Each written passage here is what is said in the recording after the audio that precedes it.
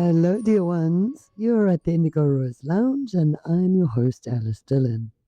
Today, we're going to dive right into all of the world's problems, the source of all ill. And no, it's not money. So, I have some interesting ancestral learning in my ancestral path.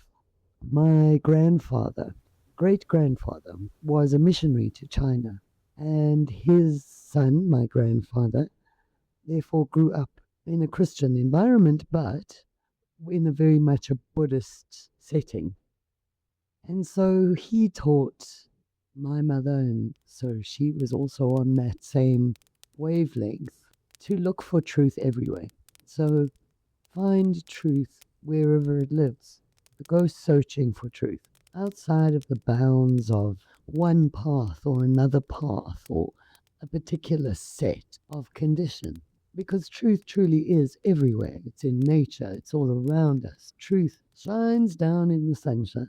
So, my lovelies, where do we go for truth? Well, one of the good concentrated batches of truth is the ancient spiritual texts, whether you're talking Upanishads or you're talking the Bhagavad Gita or the Torah or the Bible. All of these sacred texts have guided sections of mankind for centuries. So to go and look and explore in all of these repositories of truth is a great adventure. You can find nourishing and affirming truths there. You'll also find truths that were only applicable to that time. Krishna, for example, one of Krishna's teachings was, people come down out of the trees, please, and live on the ground. And that was valid at the time of Krishna. Today, it's not such a valid instruction. Although maybe we should come out of high-rise buildings and live on the ground.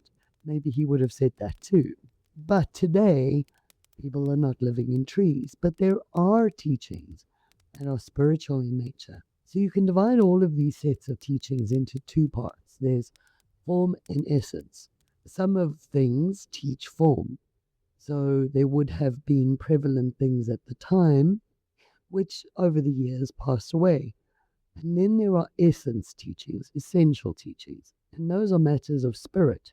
And they, of course, don't change because spirit still is and we are spirit, and they're very much applicable today.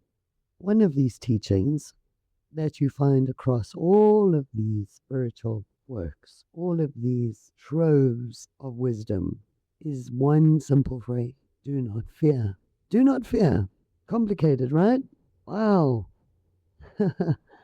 And every single, can you imagine, every single part of the earth has received that guidance. Over millennia, every single corner of the planet has received that particular guidance. In the King James Version of the Bible, that one phrase appears 365 times. Is that coincidence? I think not. So, in a spiritual context, fear is a really important thing to ward against, to not fear. Now we know the opposite of fear is love, so the instruction could be: surround yourself in love, anchor yourself in love, be in love, because where love is, fear cannot be. But what are the conditions of this modern world that seem to saturate everything in fear? Well, we know the one. Right? It's the shiny bums. So the shiny bums have an agenda. They want to create a great big game park out of the world, and they want us all in little concentration camps, all chipped and regulated and whatnot. And they want to be free to roam around. Okay, no.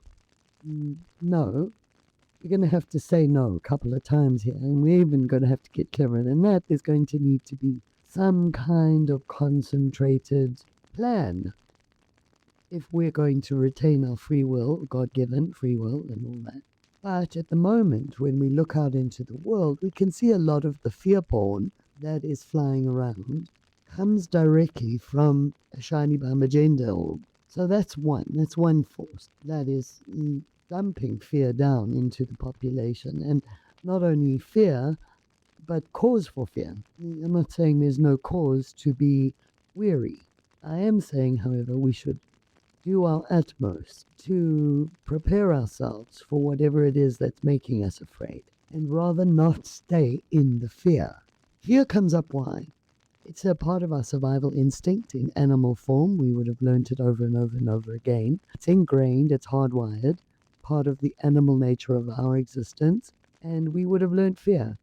In our time as a bird, we would have learned it. As our time, even as a predator, we would have learned fear. As a time as a herbivore, we certainly would have learned fear. And fear is deeply ingrained in the survival instinct of all living beings on the planet, all mammals and even fishes, I'm sure, know a level of fear. Even plants do. The Psychic Power of Plants is a book I read when I was very young, and it always fascinated me that plants also scream at an inaudible level. So even plants know fear of a sort. But that's part of the learning, part of their, as our spirit moves from mineral to vegetable to animal, and it acquires all this knowledge as it's going, in order to, and being the human, having the human manifestation is always the goal, but we're learning as we move through these manifestations. So fear comes up earlier on in our animal, perhaps plant manifestations, and it's always about survival. Fear is always a survivalist impulse, and in that context it has an appropriate expression. So if we're being chased, then the fear kicks in, we climb a tree, we get away from the predator, the matter is resolved. And yet, in society today, the type of fear that we're being flooded with never has the opportunity to resolve itself. So the fear switch gets stuck on. And so there are things that emerge like the victim triangle or the pyramid of persecution or other things where people get mired in the victim-mindedness. I'm not saying there aren't real victims.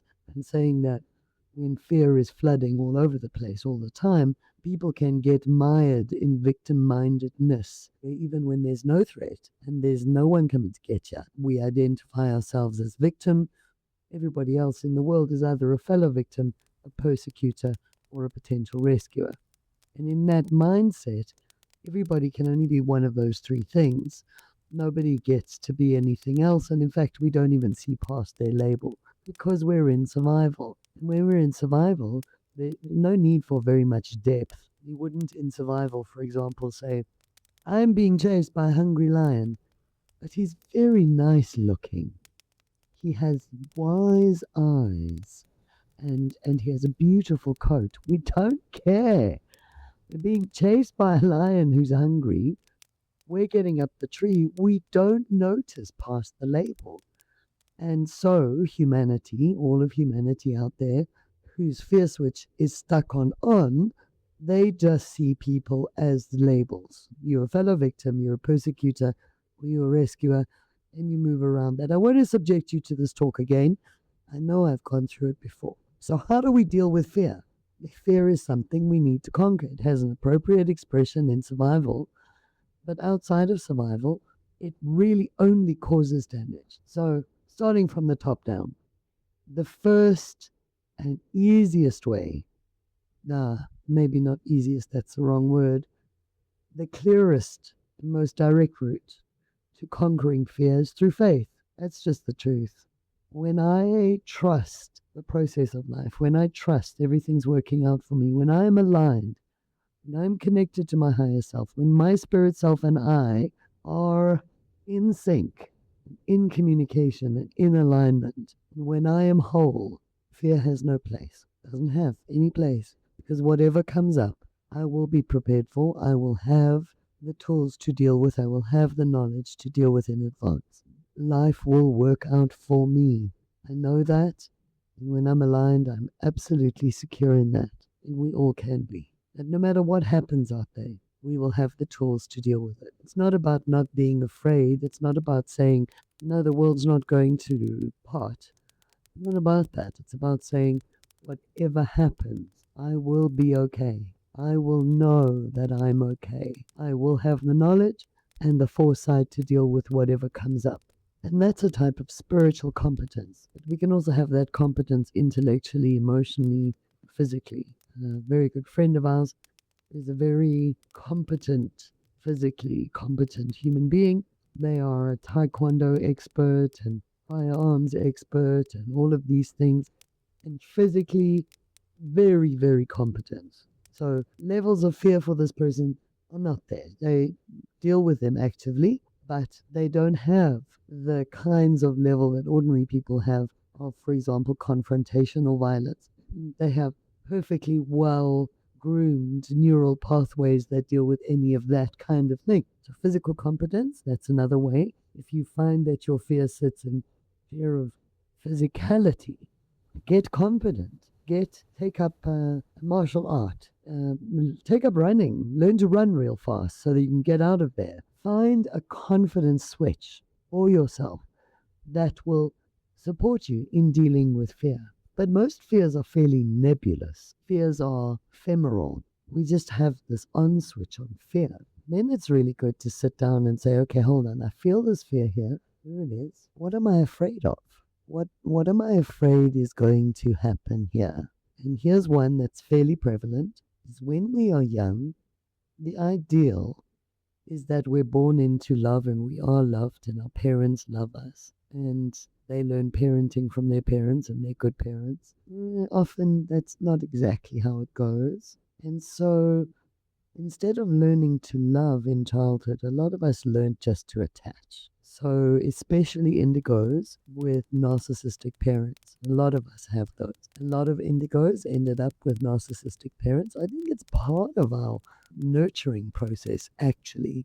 But narcissistic parents only know attachment. They mired in fear, they can't love. So, they don't teach us love, they teach attachment. So, imagine the parental dynamic being, no, I don't love you, but I'm attached to you. Therefore, I will feed and protect you. And so we learn to value attachment above loving. And that then moves forward through our lives and it becomes the standard that we reach for. We don't reach for love, we reach for attachment. So one of the misfires is not to seek out loving exchanges or loving friendships or loving partnerships, but to rather attach to people in whatever ways they're willing to be attached to.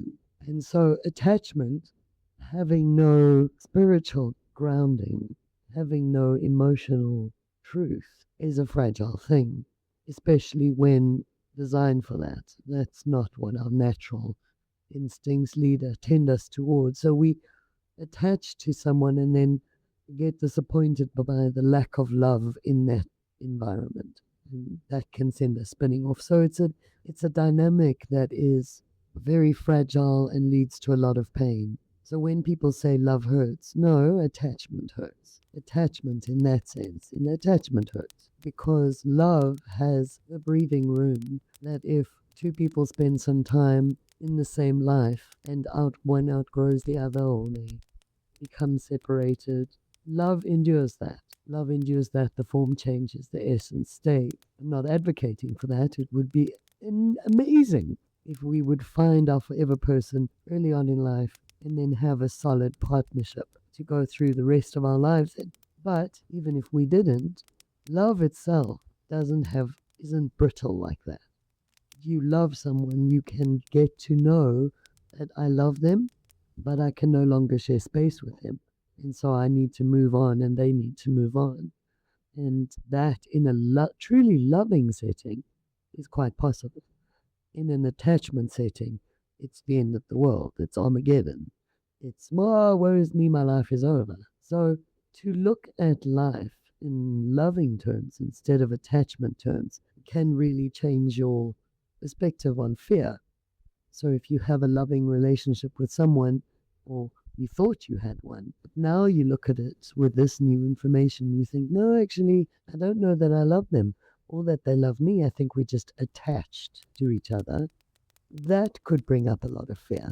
Subconsciously, you could be afraid of losing someone all the time if you know subconsciously this relationship is not based on love and mutual respect and all those things. This relationship is based on some kind of attachment. which at some subconscious level I know is brittle. So perhaps any fear that you're living with is coming from that. And that's why we see a lot of this disruption of family, where the main foundation for the family's togetherness is formed in attachment rather than love. And when teenagers hit teenagehood, they often test the brittleness of that attachment. It's very interesting years, the teenage years. I love working with teenagers because it's like they're in an old-fashioned black and white movie. Everything is polarized. It either is or it isn't. They've not learned shades of grey yet. They come with very little compassion. And so working through that with teens is exciting because it gives them a whole new dimension on life. But fears can kick in as early as our teenage years. And we start to fear failure. We start to fear embarrassment, humiliation, losing respect for ourselves or others. We can fear being misunderstood. And indigos, we can fear overwhelm. Like, I don't want to trigger this thing because backlash is going to feel horrible and it's going to feel like a nuclear blowout, and I'm already afraid as it is. So anything that blips on the emotional scale, maybe I just want to avoid it. Maybe that's where my fear's coming from. And one of the biggest ones is we can fear regret or shame. If we've ever truly experienced shame, it's not something we want to go back to. There are things we can regret in life. And in fact, addiction, one of the roots of addiction, is the avoidance of shame. And sometimes it's really not a valid shame. It's just a shame that we felt that we never want to feel again, and therefore we hide in addiction. And sometimes it's really valid. Sometimes we do really horrible things to others, and we don't want to ever feel that level of shame again, and so we hide in it, in our addictions. And so fear is something that if you were to say, there's those posts that come up every now and again, if you could remove one thing from Earth and make everything okay, non-survivalist fear outside of a direct physical threat. That fear, if we remove that from humanity, things would change overnight. Wow, all of us indigos would just be astounded at what would happen. So in your life now, what's the first thing you need to be doing in healing the world, fixing everything, serving humanity, whatever your words are? What can you do in your bedroom or in your own space right now? You can conquer fear. You can conquer inappropriate fear. Fear that has no place, that does not serve you, and is not saving your life right now. How do you deal with that? Well, you sit with it and you analyze it. What am I afraid of? What am I afraid of? What is the worst thing that could happen here? Would I survive that? Yes, probably. Unless it's, axe murder at the door. Just about everything else. Would you survive it? Yeah. And if you would survive it, then could you live a life free from fear? Then could you be free to live in love instead of fear? And could you be free to love always?